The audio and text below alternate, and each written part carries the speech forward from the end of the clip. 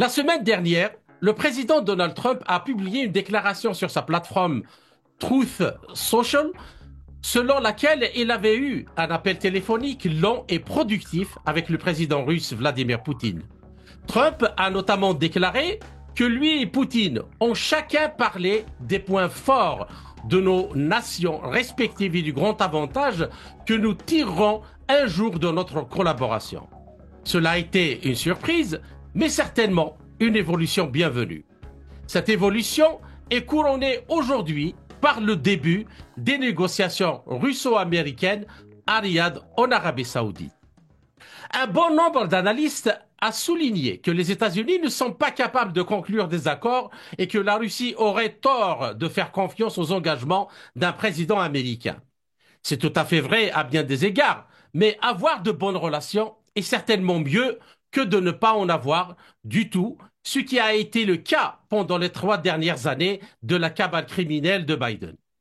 Avoir de bonnes relations rend de toute évidence beaucoup de choses possibles, même si le chemin à parcourir est difficile. Les relations entre la Russie et les États-Unis sont si importantes pour la paix et la stabilité dans le monde qu'il vaut la peine de se concentrer sur ce qu'elles peuvent donner de meilleur. En 2018, l'ancien ministre allemand des Affaires étrangères, Sigmar Gabriel, a déclaré lors d'une interview au journal Bild M. Sonntag que la relation complètement brisée entre la Russie et les États-Unis constituait la plus grande menace pour la paix dans le monde.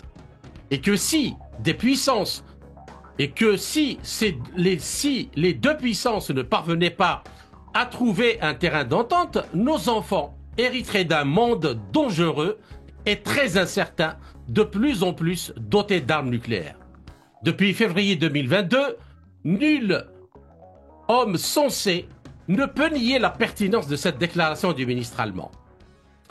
D'autres commentateurs ont déclaré que les États-Unis étaient dominés par le cartel bancaire de Wall Street et de la Cité de Londres, que ces oligarchies financières et monétaires qui contrôlent l'État profond en Amérique et dans tous les pays européens soumis à leur diktat, promouvant les guerres et les valeurs sociales complètement dégénérées, haïssent la Russie et ne permettraient pas que des relations amicales se maintiennent entre les deux puissances.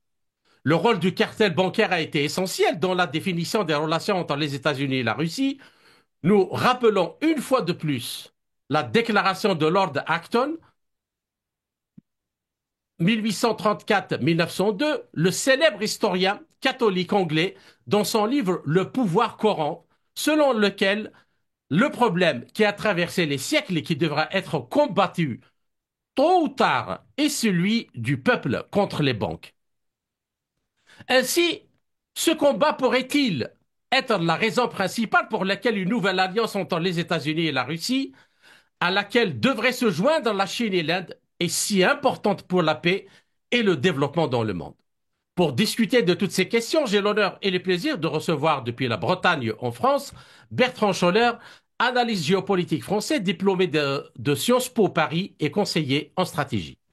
Bertrand Scholler, bonjour et merci d'avoir accepté de nous accorder cet entretien. Bonjour Kamal. Effectivement, il y a une actualité assez extraordinaire. Évidemment. Donc, étant donné l'hostilité généralisée et profondément enracinée de l'establishment américain envers la Russie et le rôle joué par les conseillers américains pendant la transition de la Russie dans les années 90, il peut paraître étrange que Vladimir Poutine soit resté constamment ouvert à un dialogue amical avec ses homologues américains, les qualifiant toujours de partenaires, voire d'amis américains. Et à certaines occasions importantes, Poutine a soutenu son attitude amicale envers les États-Unis par des actes concrets, comme lors des attentats du 11 septembre à New York, quand il a offert une aide sans limite au gouvernement américain. Alors, l'une des raisons possibles pour lesquelles Vladimir Poutine, c'est ma question, croit aux intérêts communs des États-Unis et de la Russie serait-elle dans le fait qu'il aurait compris que l'ennemi qui a la Russie dans sa ligne de mire depuis plus de 2 siècles est le même système qui est l'oligarchie financière et monétaire mondiale. Est-ce que, Bertrand Scholler, le début de négociations aujourd'hui entre la Russie et les États-Unis à Riyad, après 3 ans de guerre, hein, disons les choses comme elles sont, de l'OTAN et des États-Unis contre la Russie en Ukraine, est-ce que ces négociations sont un début justement de dénouement, mais dans le cadre de cette compréhension de qui est l'ennemi, pour reprendre une certaine expression. Alors, d'abord, je pense que, il y a eu des signes très forts qui ont été envoyés par les équipes de Trump et par Trump lui-même pendant toute sa campagne. C'est-à-dire que Trump a expliqué à de très nombreuses reprises que s'il avait été président, la guerre en Ukraine ou l'opération spéciale n'aurait pas eu lieu. C'est-à-dire qu'il aurait écouté ce que disait la Russie en fin 2021 et il n'aurait pas considéré que la Russie n'agirait pas pour sauvegarder ses intérêts vitaux, puisque c'est la raison de l'opération spéciale russe en Ukraine. Et surtout, euh, un peu avant que Trump prête serment, il a quand même obtenu, et ça maintenant tout le monde lui rend l'honneur de ce résultat, une paix pour l'instant, un cessez-le-feu qui dure à Gaza. Donc Mhm. Trump joint les résultats à la parole, puisque même si on sentait que quelqu'un comme Netanyahou voulait en découdre avec son gouvernement et repartir très vite au combat contre le Hamas à Gaza, et en fait prolonger le génocide, eh bien, ça ne s'est pas passé comme ça. Et donc, on voit que Trump, contrairement à ce que beaucoup de gens disaient, veut véritablement la paix, y compris contre ses alliés de Tel Aviv. Ça, c'est la première chose. La deuxième chose, c'est que Trump ne cesse de dire, et il a commencé à le dire déjà il y a plus de 2 ans, au tout début de l'opération spéciale, et il a commencé à le dire tout de suite au début de l'opération spéciale, que les Russes savent gagner les guerres. Mhm. C'est-à-dire que contrairement à ce que disent les Européens, à ce que disaient les Américains avant Trump, la Russie n'est pas un pays fragile, la Russie n'est pas un pays qui va être facilement mis à genoux, mais au contraire, la Russie est un pays qui, peut-être au début, a l'air d'avoir des problèmes, comme avec Napoléon, comme avec Hitler, mais à la fin, c'est la Russie qui gagne. Et qu'est-ce qui s'est passé au cours des 2 dernières années? C'est que la Russie a appris de ses premières erreurs au début de l'opération spéciale, dont le fait de faire confiance aux Occidentaux, puisqu'il y avait un accord de paix qui était quasiment signé, et on sait Absolument. depuis que c'est un certain nombre de chefs d'État européens qui avaient encouragé Zelensky à refuser la paix qui avait été négociée avec les Turcs un peu avant Boutcha, et qui avait été complètement tuée par l'épisode de Boutcha. Donc les Russes gagnent les guerres. Et en plus, qu'est-ce qui s'est passé au cours des derniers mois? Ils ont montré qu'ils avaient des armes qu'aucun pays au monde n'a dans son arsenal.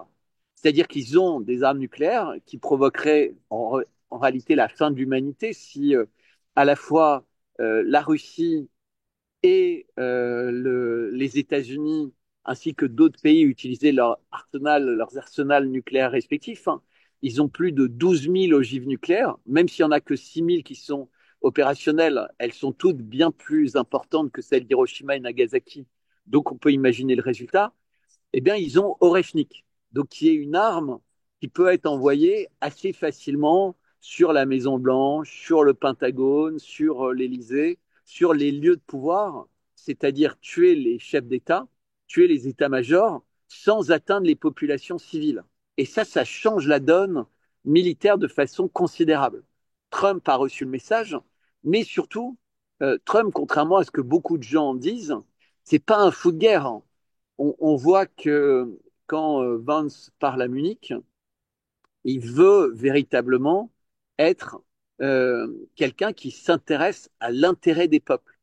Et comme Vladimir Poutine, il ne comprend pas les actes de l'Europe qui est en train de se désagréger complètement après 2 ans de conflits ouverts et complètement absurde contre la Russie en se privant de tout ce qui était l'intérêt de l'Europe. Même si les Américains sont contents de vendre leur gaz et leur pétrole, ils ne souhaitent pas que l'Europe soit un mort-vivant parce que ça sert à rien. C'est pas un bon client, un client qui est moribond. Et donc Trump comprend toute cette logique en fait. Et pourquoi ça se passe en Arabie Saoudite? Parce que l'Arabie Saoudite est un pays qui a rejoint les BRICS et qui est véritablement respecté à la fois par les Russes et les Chinois et aussi par les Américains, puisque l'Arabie Saoudite est sur le point d'investir 1 000 milliards de dollars aux États-Unis. C'est ce qui a été annoncé au cours des dernières semaines depuis l'investiture de Donald Trump. Donc on voit que l'Arabie Saoudite aussi a tout à fait intérêt à ce que les chefs d'État soient concentrés sur euh, le développement du tourisme, le développement du commerce, le développement du bien-être des peuples et pas sur la guerre. Et c'est un changement de paradigme considérable. Donc pour, euh, pour revenir sur la question, oui, Trump veut la paix et il veut réellement la paix. Et donc, c'est la première fois que les Russes ressentent qu'ils ont un interlocuteur qui est fiable. Mais Mhm. autour de Trump, comme vous l'avez évoqué, il y a énormément de gens qui ne veulent pas la paix. Il y a des congressmen, des sénateurs américains qui veulent absolument la guerre, toujours la guerre, et l'hégémonie américaine. En Mhm. revanche, Trump a compris que cette hégémonie n'était plus possible. Donc, il s'intéresse plutôt au Canada, il s'intéresse au Mexique, il s'intéresse au canal de Panama, il s'intéresse au Groenland, mais peut-être qu'il va commencer à moins s'intéresser à ce qui se passe à Taïwan, à ce qui se passe en Ukraine, et peut-être même à terme à ce qui se passe pour Israël, parce que ça devient aussi une épine terrible. Et en évoquant Taïwan, il faut quand même rappeler que Trump, au cours des derniers jours, a répété à maintes reprises qu'il voulait que les usines et la production de semi-conducteurs, de processeurs, etc., quittent Taïwan pour venir aux États-Unis. Ce qui est une manière de dire aux Chinois, laissez-nous le temps de récupérer l'industrie à Taïwan, puis vous pourrez récupérer le territoire comme vous voulez. Donc on voit qu'il D'accord. y a des petits messages qui font passer des grands messages en ce moment. Trump veut négocier avec les Chinois et avec les Russes, et il veut faire ça très très vite, tant qu'il y a un effet de surprise aux États-Unis, puisque l'effet de surprise est terrible avec ce qui se passe avec USAID, avec ce qui se passe au Pentagone, avec ce qui se passe partout. Ce qu'on appelle l'État profond est complètement déstabilisé et ils ne peuvent plus être sur tous les fronts. Et donc, D'accord. pendant qu'ils s'occupent du front aux États-Unis, Trump a un peu plus les coups des franches pour montrer qu'il veut vraiment la paix. Parce qu'il espère que le peuple américain se rende compte. C'est toujours délicat ces choses-là. Parce que les Ouais. médias ont Justement, appris aux gens à détester la Russie. justement, par rapport à ce que vous venez de développer dans votre dernière phrase, justement, parce que en général, les médias essayent de présenter les choses, en tout cas les mainstream ou les médias de grand chemin occidentaux, comme étant une question de confrontation entre deux présidents, entre deux États, entre deux armées, mais jamais on ne parle de ceux qui sont derrière les rideaux et qui en réalité imposent ce genre de politique de conflit ou de guerre dans le monde. Et de ce point de vue, alors, l'oligarchie financière et monétaire qui a capturé le peuple américain et européen et leur gouvernement gaspillant la richesse de l'Occident et détruisant sa prospérité dans sa volonté de construire, comme il l'appelle, un empire mondial, a mis en place un système monétaire et de crédit avec une franchise de banque centrale basée sur le dollar, qui, comme on le sait, est devenu depuis longtemps une arme de guerre échappant au contrôle de l'État américain. Alors, le fait est que leur franchise est mondiale et répartie sur de nombreuses nations et capitales. Même lorsqu'une nation ou une d'entre elles réussissait à limiter leur pouvoir, ces banquiers parvenaient toujours à se frayer un chemin vers le retour, à subvertir leur gouvernement et inverser leur indépendance. Alors, de ce point de vue, Bertrand Scholler, la construction de ponts de compréhension et de coopération avec les amis américains de la Russie peut-il ouvrir une fenêtre de tir pour travailler justement ensemble à débarrasser les deux nations et les deux peuples, et même toute l'humanité, des faux monnayeurs responsables des guerres pour de bon. Alors, le point que vous venez d'évoquer, effectivement, c'est le point essentiel. C'est-à-dire que Trump, hein, dans son analyse, a compris que si les BRICS n'étaient pas les ennemis du peuple américain et des Américains d'une façon générale, le cœur du travail des BRICS, c'est de proposer des outils essentiellement dans le domaine monétaire, donc dans le domaine des échanges financiers, des échanges pour permettre des échanges économiques loin de l'épée de Damoclès du dollar, hein, puisque les Russes se sont quand même fait confisquer et sont en train de se faire voler peut-être 300 milliards de dollars, et essentiellement par les Européens, puisque les Américains sont jamais trop allés dans cette direction. Et donc, Trump comprend que si les BRICS vont à terme, c'est-à-dire que s'il y a ce système de deux blocs qui se concrétise, avec d'un côté les Russes et les Chinois qui travaillent sur un système hors dollar et les Mhm. Américains qui continuent à essayer d'imposer leur dollar, le dollar va s'effondrer. Pourquoi? Puisque d'une part, la Chine est véritablement l'économie dominante dans le monde entier, et avec le travail que la Chine fait en Asie, en Afrique et maintenant de plus en plus en Amérique du Sud, eh bien, le géant américain s'affaiblit dans le domaine commercial et dans le domaine monétaire, puisque de plus en plus d'échanges se font dans des devises autres que le dollar, en utilisant la banque des BRICS, voire même dans des systèmes interbancaires entre pays, hein, comme entre l'Iran et la Russie, où 97% des échanges maintenant sont totalement déconnectés du dollar. Je crois que avec la Absolument. Chine, on approche de la moitié entre la Russie et la Chine. Donc, c'est tout petit par rapport à l'échelle mondiale. Mais c'est comme quand tu as une fuite d'eau dans un barrage. Et ben, au début, cette petite fuite d'eau, elle a l'air toute petite, mais c'est à cause de ça que le barrage s'effondre. Et donc, Trump comprend que à prendre des grandes puissances comme ça, comme des ennemis, on risque de se retrouver finalement seul. Et donc, en bon analyste commercial, il se dit, il vaut mieux qu'on soit alliés. Mais lui a véritablement toujours ce désir que l'Amérique soit un pays extrêmement puissant, et donc il parle d'âge d'or pour l'Amérique, mais à l'intérieur des États-Unis, avec le retour d'industrie aux États-Unis, Chose le qui est tout à fait retour légitime. exactement de travaux routiers, un Mhm. travail sur les écoles, sur les universités, sortir de la culture woke, véritablement que les gens réapprennent aux États-Unis euh, des choses qui sont fondamentales. C'est par exemple sa première décision, il y a deux genres, on est homme ou on est femme. Entre les deux ou ailleurs, ça n'existe pas. Et donc il revient sur le bon sens, et ça, évidemment, ça rassure les Russes et les Chinois. Parce que comment veux-tu discuter avec le président d'un pays qui a la moitié pratiquement de son état-major gouvernemental, qui sont des gens dont on voit leurs photos quasiment avec une plume dans les fesses dans des soirées. C'est des hommes transgenres, mais en fait, tu vois, qui continuent à cultiver vraiment leur apparence complètement transgenre, ce qui peut être perturbant. L'éducation des enfants très jeunes à des choses sexuelles qui ne les concernent pas encore. Et donc là, ils ont l'impression d'avoir des gens normaux, parce que c'était plus normal hein, ce qui se passait. C'est-à-dire que, et donc c'est vrai dans tous les sens. Et pour le plan monétaire, Trump est dans une relation de négociation. Il est dans une relation de commercial qui négocie en se disant c'est peut-être la dernière fois que j'ai une vraie position de force pour trouver un équilibre. Parce que les Russes et les Chinois n'ont pas intérêt que la Russie, les États-Unis s'effondrent. Parce qu'en Absolument, oui. réalité, Bruno Le Maire, il y a 2 ans, disait dans quelques mois, la Russie sera à genoux. On voit qu'il avait tort.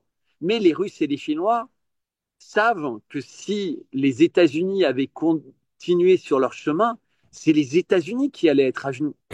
Les États-Unis étaient vraiment sur le point d'exploser.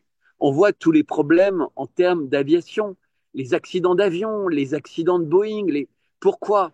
Parce que les Américains, depuis quelques années, agissaient de façon irrationnelle. Ils ne Mhm. prenaient pas les personnes compétentes, surtout dans des postes importants, ils prenaient des personnes en fonction des règles d'EEI, d'équité, d'inclusion, etc. C'est-à-dire que c'était des critères complètement délirants. C'est peu importe que la personne ne fasse pas faire sache pas faire le job, si elle était d'une minorité à avantagée, on lui donnait le job, quitte à ce que ce soit une catastrophe. On a vu ça avec les incendies en Californie. Donc Mhm. l'Amérique était en train d'être un géant qui allait s'effondrer sur lui-même. Trump essaye de sauver ça, mais il y a le système financier en réalité qui se fiche du sort des Américains et qui est complètement internationalisé, donc qui se dit, bah, après tout, on va trouver en Europe, on va trouver avec le régime de Tel Aviv de nouveaux alliés pour reconquérir les États-Unis, puisqu'on voit aux États-Unis sur les réseaux sociaux plein de personnes qui disent il faut qu'on tue Trump, il faut qu'on tue Elon Musk pour réavoir, ou peut-être même J.D. Vance, pour avoir des gens comme Lindsey Graham ou autres à la tête des États-Unis qui veulent la guerre, qui veulent la domination du dollar et qui reveulent l'hégémonie. C'est les choses ne sont pas finies. Et ça, J.D. Vance l'a très bien dit à Munich. Lavrov l'a très bien dit, il y a des gens qui sont encore à l'intérieur des États-Unis, à l'intérieur de l'Europe, des ennemis de leur peuple. Les Chinois, les Russes agissent dans l'intérêt du peuple. Mhm. Aujourd'hui, Trump essaie d'agir dans l'intérêt du peuple américain, mais les Américains peuvent ne pas le comprendre parce qu'on présente Trump ou Musk comme des nazis. Donc, D'accord. le problème Alors financier, par rapport à ça, Bertrand Scholler, parce que c'est très important d'expliquer ça pour que les gens comprennent en réalité qui est l'ennemi des populations et quelles sont les positions de tous ceux qui dirigent. Est-ce qu'ils dirigent vraiment ou ils sont là juste pour exécuter les ordres de ceux qui les commandent? Alors, l'oligarchie dont vous êtes en train de parler, cette oligarchie financière qui a pris le contrôle de la Banque d'Angleterre et mis en place le système de la Réserve fédérale aux États-Unis, c'est-à-dire au début du XXe siècle, contrôle la plupart des banques centrales du monde grâce donc à sa franchise bancaire centrale mondiale. Et les propriétaires ultimes de ces systèmes appartiennent à la même oligarchie dynastique qui a soutenu au fil des siècles, et là il y a une littérature abondante qui le démontre, au fil des siècles de multiples attaques contre la Russie, des guerres napoléoniennes de 1803-1815, à la guerre de la Crimée 1853-1856, du coup d'État bolchevique en 1917, de l'invasion d'Hitler et de la Wehrmacht en 1941, ainsi que du raid, le dernier que les Russes ont connu des années 90, mené sous le couvert de la transition de la thérapie de choc. Alors, partons du fait qu'aucune nation à elle seule ne peut vaincre ce système tentaculaire en l'attaquant frontalement et en le chassant de son territoire, une nouvelle alliance américano-russe à laquelle devraient s'allier la Chine et l'Inde pourrait-elle et l'Arabie inverser, saoudite. et l'Arabie saoudite, et tout ça, on peut rajouter l'Iran aussi. La Oui, oui, Turquie, s'ils reviennent à ils bon sens, comprennent. voilà, s'ils reviennent à bon sentiment, donc pourrait-elle inverser justement le cours de l'histoire en nous éloignant de l'état dystopique de privation de droits, de servitude pour les dettes et de guerre permanente, Mais pour nous diriger vers une nouvelle ère de paix, de coopération et de prospérité. Parce que en réalité, ce concert, c'est le même qui est partout dans le monde entier, qui prend en otage toutes les populations et qui pille les richesses des populations. exactement. On en arrive actuellement à des gens qui font des déclarations, même sur la question de ponctionner l'épargne des gens, de simples gens, c'est-à-dire de la propriété privée. Ce que vous dites, et c'est, je pense, le cœur du sujet. Trump, quand il a été élu la première fois en 2020, a dit, je vais m'attaquer au marécage. Mais il n'avait pas une bonne équipe pour le faire et il a été harcelé tout de suite et finalement il n'a jamais eu le temps de mettre en œuvre cette partie qui était essentielle de sa politique. Et le marécage, on comprend bien que c'est ce système tentaculaire mondial. Mhm. Et donc, que fait Trump en ce moment? Et ce qui montre aux Russes et aux Chinois qu'ils s'attaquent aux vrais problèmes. Petit 1, il s'est attaqué à USAID, il est en train de travailler sur le Pentagone, l'éducation nationale, ministère de la Santé, etc. Là, pour l'instant, il s'attaque. L'UICED, juste pour rappeler à nos auditeurs, l'organisme des États-Unis, soi-disant pour au développement, à la démocratie et ainsi de suite.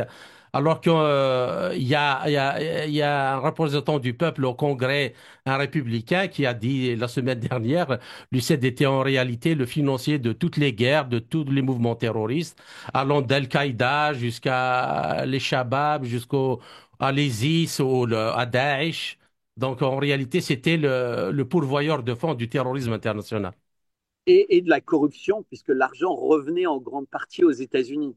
Donc, c'est Mhm. pour donner une idée de volume, c'était plus de 50 milliards d'argent par an donnés sans que personne n'ait le moindre contrôle sur où allait cet argent. Donc, c'était assez incroyable. Mais tout cet argent n'est qu'une partie, comme vous venez de dire, pour créer du terrorisme international, pour créer des actions sous faux drapeau, pour corrompre les gens, pour introduire toute la mentalité LGBT+ aux quatre coins du monde, pour faire comme si c'était quelque chose de normal partout, qui est le moins de rejet possible. Et donc, il s'attaque à ça. Mais ça, ce n'est que le sommet de l'iceberg, y compris Mhm. la corruption au Pentagone, etc. La deuxième étape de ça, c'est effectivement le système financier. Et donc, ils sont en train de s'y attaquer, mais c'est des grands groupes, c'est les BlackRock, etc. Et ils sont en train de dire à ces grandes banques, à ces grands groupes, maintenant réfléchissez. Et donc, il y a une guerre, hein, puisqu'à la tête de ces groupes, il y a des gens qui sont rationnels et qui considéraient que c'était tout à fait bizarre cette manière de travailler, mais il y a des gens qui sont irrationnels. Et ça, c'est les gens que Vladimir Poutine a appelé le bal des vampires.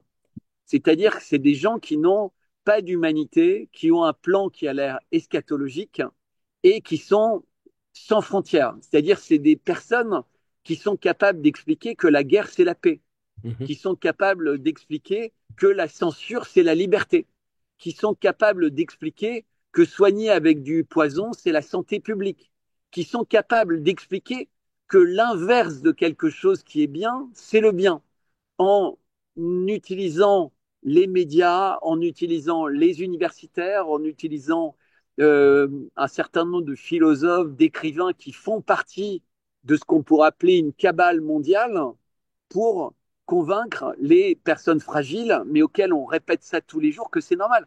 On a des discours qu'on entend à la télé de Thierry Breton, par exemple, qui est un ancien commissaire européen, qui maintenant travaille pour la Bank of America, mais qui continue à être sur les plateaux et qui réussit, on ne sait comment, à expliquer que quelqu'un qui dépense son propre argent pour libérer un média de contrats secrets, pour censurer les gens, pour interdire certaines paroles, etc., et qui est insulté quotidiennement par des millions de personnes sur son propre média, est un dictateur.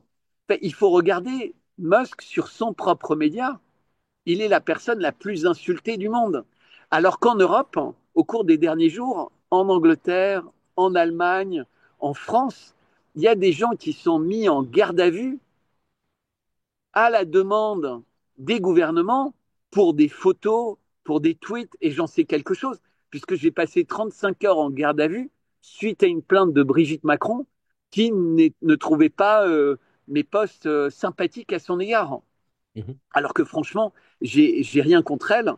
Je me posais juste une question que des millions de personnes sur Terre se posent et qui n'a toujours pas de réponse ferme et définitive depuis 8 ans qu'elle est posée et sans doute depuis bien plus Mhm. longtemps. Donc on a une inversion de tout.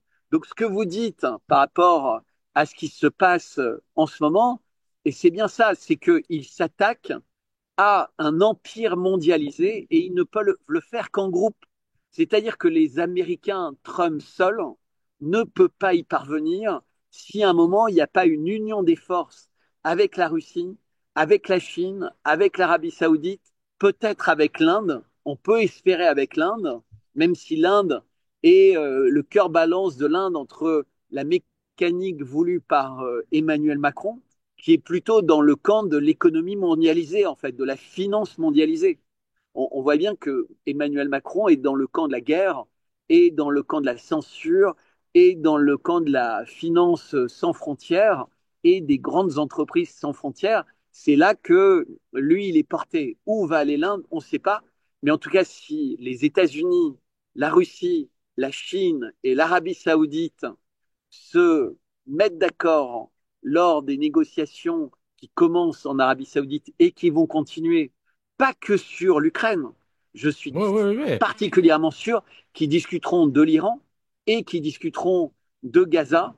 Et ça va être une grande surprise pour les gens. Parce que dans la conversation d'1h30 entre Poutine et Trump, Trump avait insisté sur le fait qu'ils avaient parlé de l'Ukraine. Mais Dimitri Peskov, donc le porte-parole du Kremlin, avait dit que le sujet numéro un, ça avait été Gaza, le sujet numéro deux, ça avait été l'Iran, et l'Ukraine n'était que le troisième sujet. Le Oui, oui. nœud du problème, en réalité, pour Poutine, le nœud du problème, même pour la Chine, mais le nœud du problème également pour Donald Trump, c'est ce qui se passe au Proche-Orient. C'est ce Mhm. qui est le plus difficile à détricoter. On, on, en réalité, dans un pays est très, très sioniste comme les Mhm. États-Unis, c'est un véritable siège éjectable pour Trump. Et donc là-dessus, il a besoin de manœuvrer avec D'accord. beaucoup d'habileté On y et en bonne reviendra. intelligence. Oui, oui, On y reviendra, Bertrand Scholler. Bien, alors j'aimerais reprendre notre discussion là où on l'avait laissé à la fin de la première partie. Alors, le mois dernier, parce que Donald Trump a laissé entendre qu'il mettrait fin à la guerre en Ukraine en guise donc de cadeau au peuple russe. Et les termes de cette paix, d'après ce que nous savons du plan de paix donc du général Kellogg, sont inacceptables pour la Russie. Ils seront certainement rejetés. Alors, dans une interview ultérieure, Vladimir Poutine a suggéré que les États-Unis et la Russie devraient entretenir des relations amicales, mais qu'ils devraient discuter de questions beaucoup plus importantes que la guerre en Ukraine. Alors, comment comprenez-vous cette déclaration et de quelles questions s'agit-il justement parce que là, c'est une insinuation extrêmement importante qui veut dire qu'en réalité, la guerre en Ukraine n'est qu'un détail de toute la bataille qui se déroule à l'échelle mondiale. exactement. Euh, Depuis le début de l'opération spéciale en Russie, on avait eu cette phrase de Vladimir Poutine qui évoquait également d'autres phrases du patriarche Kirill, qui est le patriarche orthodoxe de Moscou. Tout ça a été repris par Lavrov, etc., et qui évoquait une guerre du bien contre le mal. Et ça peut paraître très bizarre dans un monde qui est laïque, où Mhm, les frontières entre bien, mal, morale, tout ça, c'est ridicule, puisqu'on a des gens qui considèrent que la pédophilie, c'est bien, alors que c'est évidemment mal, on ne touche pas aux enfants, etc. Donc on voit que les frontières, il y a un certain nombre de pays qui essaient de détruire ces frontières. Mais à l'intérieur des pays, il y a des résistances. mhm, Donc on voit que cette guerre du bien contre le mal, elle se passe pas véritablement à l'échelle des nations, elle se passe à l'échelle d'un certain nombre de gouvernements qui essayent de convaincre leur peuple de rentrer dans un pacte qu'on pourrait appeler un pacte avec le diable. Et donc, Vladimir Poutine, dès le début, a dit on est véritablement dans une guerre du bien contre le mal. Un peu plus tard, il a expliqué ça plus clairement en disant ce sera bientôt la fin du bal des vampires. Et ce qu'on a dit dans la première partie, c'est que Trump s'attaque véritablement à ce qu'on appelle le marécage. C'est-à-dire la première guerre essentielle de Donald Trump, c'est contre les corrupteurs, contre les corrompus, contre les menteurs, contre ceux qui sont en compromission sur des questions graves. Et donc, ils vont regarder ce qui s'est passé dans le domaine de la santé, dans le domaine du militaire, dans le domaine et ils vont très, très vite là-dessus. étant Mais donné que ils c'est n'en la ont même oligarchie qui contrôle tous ces domaines. exactement. L'armement, l'énergie, le médicament, c'est toujours le même groupe. Et donc, quand euh, Vladimir Poutine dit ça, il dit à Donald Trump, il faut qu'on en parle et il faut qu'on aille au bout de ce sujet. Et on sait très bien, quand on regarde par exemple, les postes de Piotr Tolstoï, qui est le vice-président de la Douma, au moment de la chute de la Syrie, ils s'adressent au régime de Netanyahou et ils disent, vous savez que Poutine le sait, vous savez que les Russes le savent, on sait que votre projet, c'est le grand Israël, que c'est finalement un grand Israël au détriment, entre guillemets, de cette région et peut-être du monde entier. On sait la défiance des Russes et des Américains vis-à-vis de ce qu'est devenu l'Union européenne. On l'a entendu par la voix du vice-président américain, mais on le sait par la voix de beaucoup d'autres, dont Elon Musk par rapport aux élections à venir en Allemagne, puisqu'il y a des élections qui sont importantes qui arrivent dans une semaine, mais par rapport à la situation sur la liberté de parole, la censure et finalement les flux de migrants et toutes ces questions-là. Et donc, euh, Vladimir Poutine veut que ces sujets soient dans la discussion, c'est-à-dire qu'il a envie d'apprécier si Donald Trump voit exactement le même danger que lui. Est-ce qu'ils sont ensemble, ces chefs d'État, à la chasse aux mêmes vampires, qui Mhm. seraient, selon la légende, des gens qui remontent à des temps très anciens, et qui expliqueraient ce que vous avez décrit, Kamal, en Mhm. parlant des guerres qui ont essayé de toucher par le monde de la finance, mais qui est peut-être le monde de la finance n'est qu'un moyen de régler les comptes. Mais qu'est-ce qu'il y a derrière? Est-ce qu'on est dans une guerre eschatologique ou pas? Et Mhm. quand quelqu'un comme Poutine parle du bien et du mal, insiste sur la place de la religion, alors qu'il y a un autre camp qui insiste sur la place de la laïcité, qui voudrait faire disparaître les drapeaux nationaux au profit du drapeau LGBTQ+, etc., etc. Donc, faire oublier l'identité des peuples. Il faut se rappeler que sous Biden, la Maison Blanche a eu sur sa façade d'immenses drapeaux LGBTQ+. Mhm. C'est quand même extrêmement important à une époque où les États-Unis ne s'intéressaient plus du tout à leurs vétérans, par exemple. Comment est-ce qu'on ne D'accord. peut plus s'intéresser à ces vétérans et s'intéresser à des minorités peut-être artificiellement créées? Comment est-ce qu'en France, on a pu mettre dans la Constitution l'avortement? Donc, d'une certaine manière, la mort. Mhm. Il faudrait mettre dans la Carrément. Constitution le bonheur Mhm. avant de mettre l'avortement. Avant de dire les femmes ont le droit à l'avortement constitutionnellement, on pourrait dire les femmes ont le droit au bonheur et imposer le bonheur pour les femmes.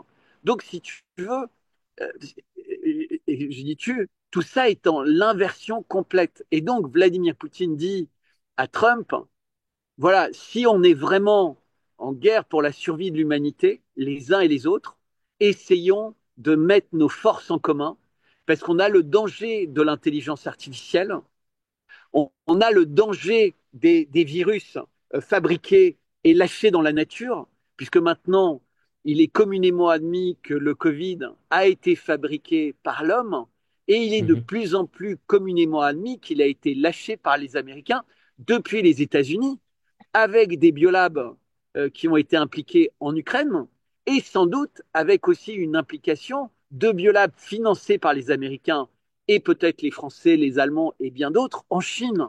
Donc on Mhm. voit bien que cette pieuvre, elle est présente dans le domaine financier, mais comme vous venez de le dire, dans le domaine médical, dans l'éducation, dans les médias, partout. Les Russes le savent bien. Au Mhm. moment du lancement de l'opération spéciale en Russie, une très grande Mhm. partie des médias russes étaient entre les mains de gens qui se sont avérés complètement ennemis de la politique russe. Ça a été très Mhm. compliqué au début, les premières semaines, pour la Russie. Il y aurait pu effectivement avoir une révolution ou un grand chaos social, parce que le pays était complètement infiltré par des gens qui voulaient détruire de l'intérieur. Et on Ouais. a évoqué rapidement plusieurs fois l'Iran, c'est exactement pareil en Iran. Mhm. C'est-à-dire que cet argent de l'USAID, dont on a parlé tout à l'heure, il permettait de financer ou de se prépositionner pour des révolutions. On sait qu'il est très probable que ce soit l'argent de l'USAID avec de l'argent de la CIA et du Pentagone qui ont permis, mesdames, les fameux milliards de dollars qui ont été investis. Et les Américains parlent bien d'investissement, puisque McCain a dit ce qu'on fait en Ukraine, c'est l'argent le mieux investi de l'histoire des États-Unis. Absolument. Sous-entendu, Alors, pour favoriser. Oui.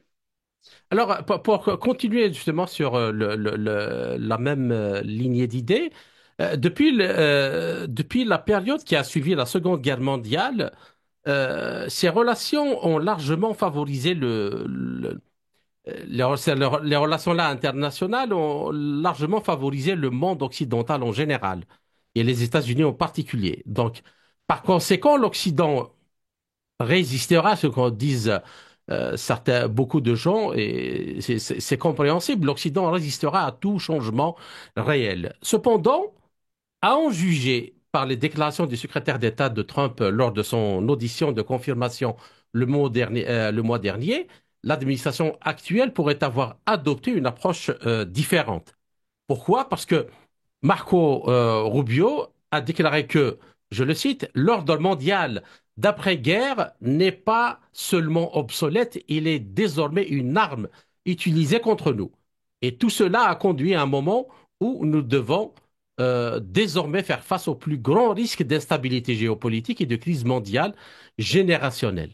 Et dans le même temps, du côté russe, l'un des principaux intellectuels russes et conseillers du Kremlin, le professeur Sergei Karaganov, a déclaré que la tâche de la Russie était d'aider les États-Unis à faire la transition vers le nouvel ordre mondial multipolaire de la manière la plus pacifique, la plus calme et avec le moins de perturbations possible.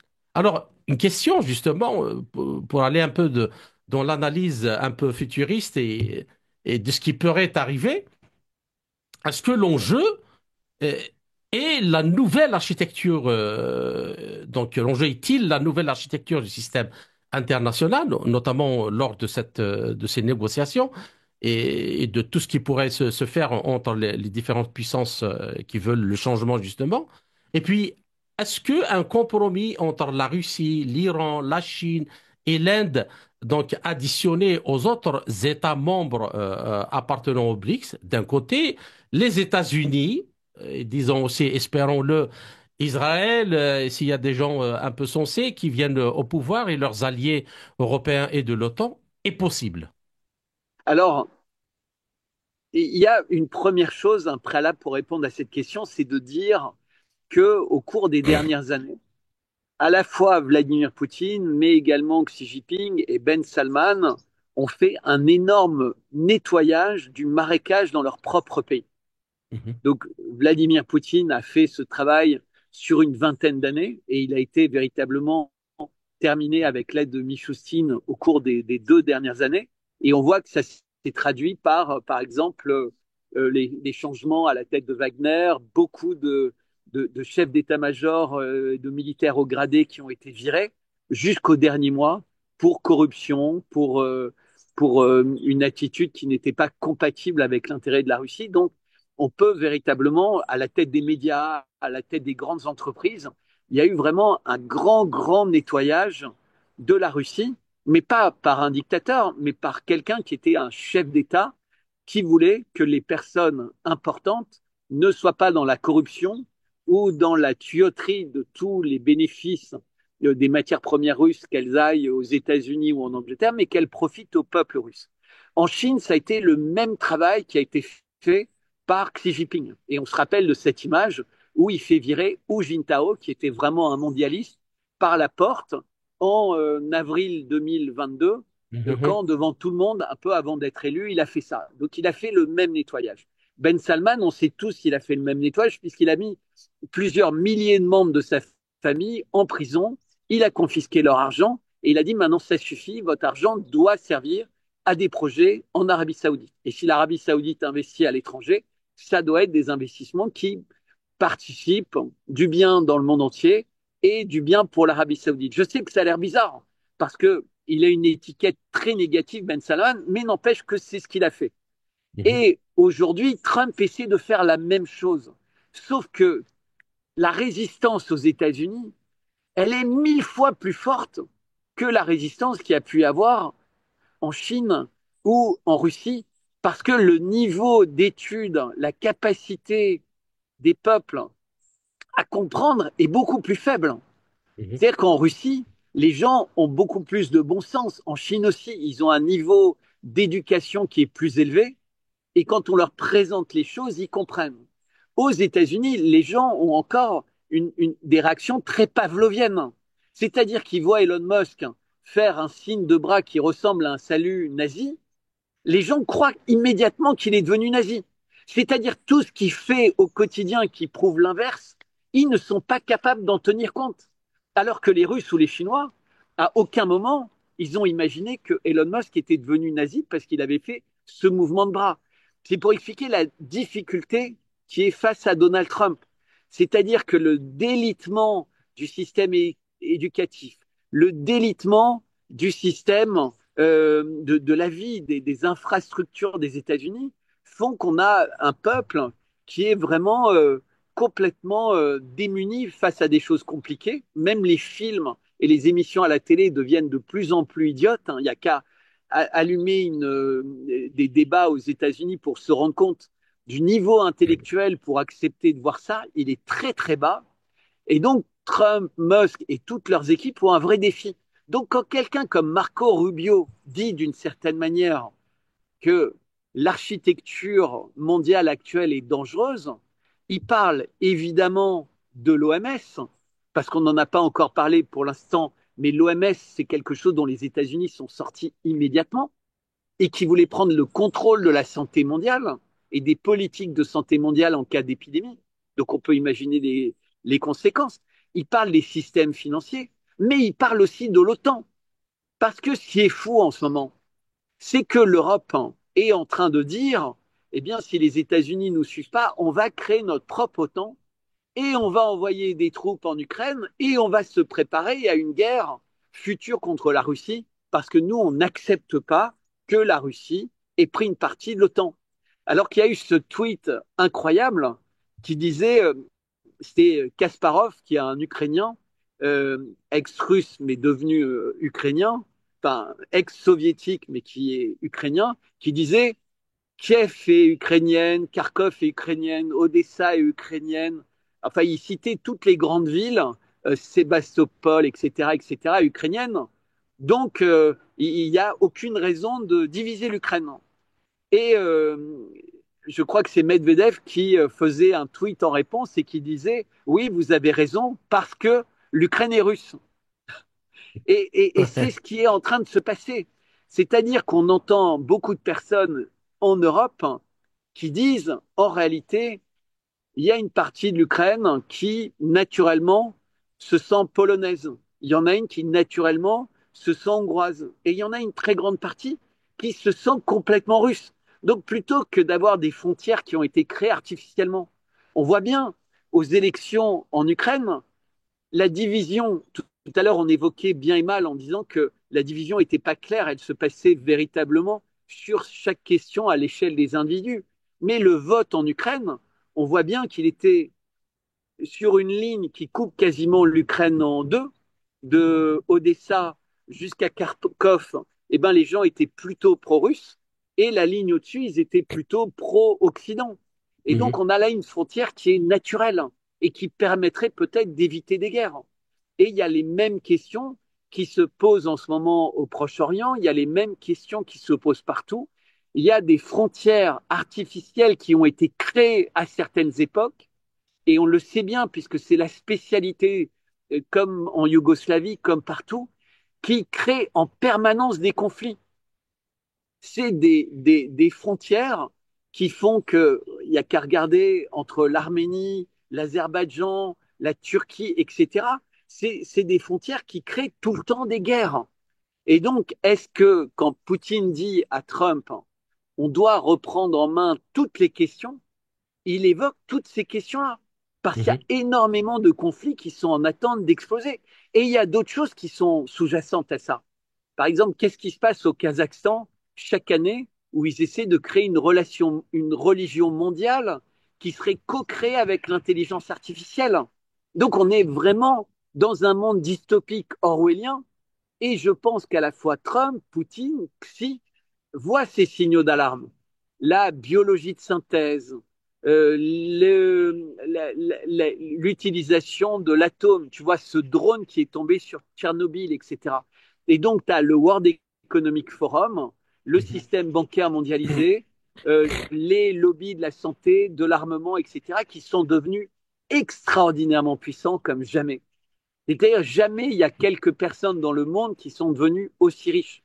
Musk étant l'exemple presque opposé. Il est la personne la plus riche du monde, mais il a l'air d'utiliser cet argent pour le bien. Il se Mhm. bat contre les gens qui ont l'air de l'utiliser pour le mal. Il avait D'accord. créé. Voilà. Bien.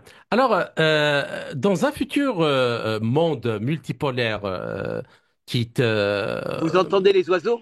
Oui, oui, oui, oui, oui, oui, c'est très, très agréable d'ailleurs. Alors, ce monde multipolaire qui est en composition et en formation serait certainement au moins composé de trois blocs au plus. Donc, la Chine pourrait devenir le pays hégémon, mais pas dans le sens négatif, en Asie de l'Est, la Russie en Europe centrale et orientale, les États-Unis dans les Amériques, et des puissances régionales comme l'Inde, l'Iran, la Turquie, le Brésil, l'Égypte, l'Afrique du Sud, l'Arabie saoudite, pourraient y conserver leur sphère d'influence et devenir donc les garantes de la paix. Alors, une refonte d'un nouvel ordre mondial dans ce sens pourrait être suffisamment radicale pour justifier donc un retraçage important justement des frontières, c'est ce que vous venez d'expliquer, non seulement en Europe de l'Est et au Moyen-Orient, mais aussi dans les Amériques. Alors, ça pourrait-il expliquer les ambitions de Trump de prendre le contrôle du canal de Panama, du Greenland et du Canada? Qu'en pensez-vous? Alors, Trump, déjà, euh, il, il a l'habitude de dire des choses comme ça très excessives, mais ça ne se traduit pas dans les faits. Donc, il a dit on va reprendre le contrôle du canal de Panama parce que c'est la Chine aujourd'hui qui, de fait, contrôle le canal de Panama. Et donc, le président du Panama a dit, d'une part, qu'il était hors de question que les Américains reprennent le contrôle du canal de Panama, mais qu'il comprenait les inquiétudes des Américains vis-à-vis de la Chine et qu'il allait rassurer les Américains dans ce sens-là. Ça, c'était la première chose.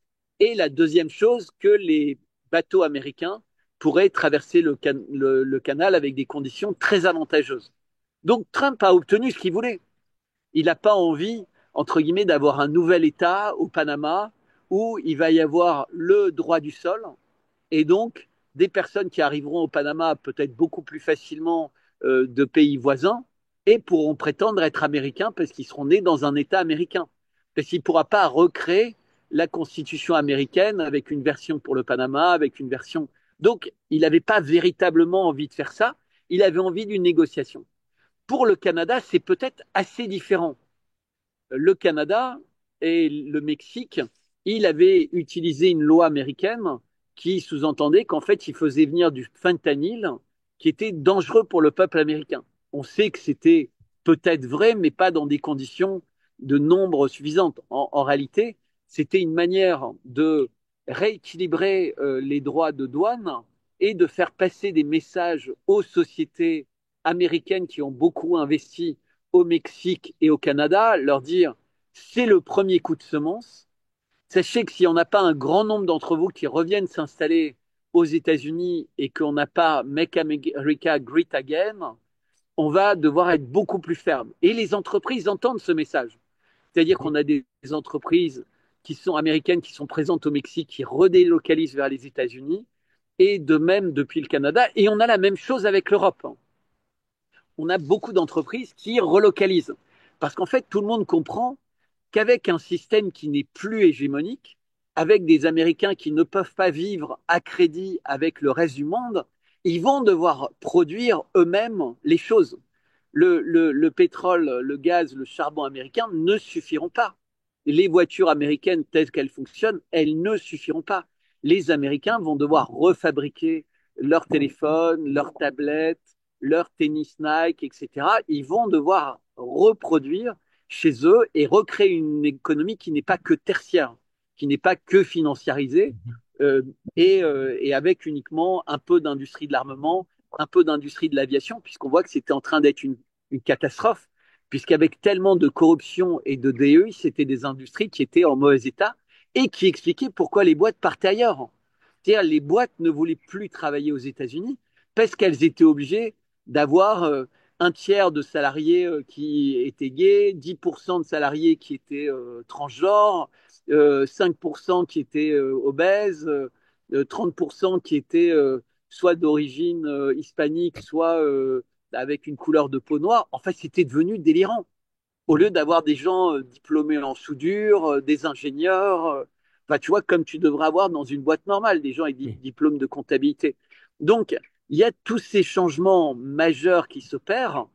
Et pour aller plus vite, Trump fait un bras de fer. Mais par ailleurs, comme tu dis, dans une négociation en bonne intelligence avec les Russes et les Chinois, il est très possible que les Russes et les Chinois disent OK, ça a du sens de simplifier un peu les choses et que vous ayez des relations beaucoup plus claires avec le Canada, peut-être avec le Mexique, et on ne va pas s'en mêler. Pour le Groenland, en revanche, que ce soit la Russie ou la Chine, ils ont tout de suite dit non, ça pourrait recréer une position dominante et on ne le souhaite pas. Il faut imaginer qu'un jour, il n'y aura peut-être pas Trump, ni Poutine, ni Xi à la tête de leurs États respectifs. Et donc, il ne faut pas recréer un État potentiellement hégémonique. Et c'est exactement ce que vous avez dit. Comment développer très vite l'Afrique, comment développer de façon plus harmonieuse l'Amérique du Sud, Mhm. etc. Et comment véritablement arriver à une situation dans le monde où personne n'a envie, pour grandir, d'affaiblir les autres, mais tout le monde a envie de grandir en harmonie les uns avec les autres. Et c'est exactement le sujet que Trump, Poutine, Xi, Ben Salman vont avoir à traiter ensemble. Comment D'accord, recréer une forme d'harmonie mondiale? Et est-ce que ça passe par un redécoupage? C'est une évidence. d'accord. Le Euh, découpage actuel ne fonctionne pas. donc, Trump Et ça devrait semble. inquiéter un certain nombre de pays d'ailleurs. D'ailleurs, justement, c'est la question que je voulais. C'était ma dernière question. Donc, la Grande-Bretagne et les puissances européennes visiblement n'apprécient pas ce qui se prépare, mais elles ne pourront probablement pas y faire grand-chose si la Russie et les États-Unis, avec la Chine, décident d'aller dans cette direction. Mais au cours donc des 30 dernières années, les Européens ont essentiellement désarmé face aux États-Unis notamment. Ils se sont rendus entièrement dépendants de l'Amérique. Et l'establishment britannique a également vu tout cela venir dans un rapport donc publié par la Chambre des Lords en décembre 2018 intitulé La politique étrangère du Royaume-Uni dans un ordre mondial changeant. Il a concédé que sa relation spéciale avec les États-Unis était la priorité absolue et la pierre angulaire de ce que nous souhaitons accomplir dans le monde. Et ce rapport avertit que la deuxième administration Trump pourrait mettre en péril, voire mettre fin à cette relation spéciale. Alors, comment voyez-vous l'évolution de la situation pour l'Europe? Alors, le premier amendement américain dans leur constitution, c'est vraiment le premier amendement américain, c'est la liberté de penser, la liberté d'expression, la liberté de parole. Au cours des dernières semaines, les Américains n'arrêtent pas de dire que l'Europe, en attendant, en attaquant ça, en attaquant cette liberté comme ils le font, s'écarte catégoriquement de pouvoir être considérée par les États-Unis comme un allié. Les Américains ont même commencé à dire que ces lois qui s'attaquent aux réseaux sociaux, etc., en leur demandant finalement de tuer la liberté de penser, la liberté d'expression, était anticonstitutionnel vis-à-vis des Américains et empêchait aux Américains d'être alliés de ces pays-là et aller véritablement les mettre sous le coup de sanctions terribles des Américains, puisqu'en fait, ils contreviennent à cet intérêt primordial. Ça, c'est la première chose. La deuxième chose, c'est que on a constaté, les Américains ont constaté que le gouvernement anglais avait été impliqué dans le financement d'acteurs aux États-Unis pour nuire à l'élection de Donald Trump. Mhm. C'est-à-dire qu'il y a les traces d'interférence dans une élection par des pays amis pour fausser l'élection américaine en favorisant les démocrates plutôt que les républicains, ce qui est extrêmement grave. Là, on est véritablement quasiment dans un acte de guerre, puisqu'on avait vu pour quelques milliers de dollars d'investissement, on avait accusé Trump d'être soutenu par les Russes pendant l'élection de 2016, puis pendant l'élection de 2020. Là, on parle de centaines de consultants, de centaines de millions investis par des capitaux anglais avec l'implication du gouvernement anglais pour inverser le sort de l'élection aux États-Unis.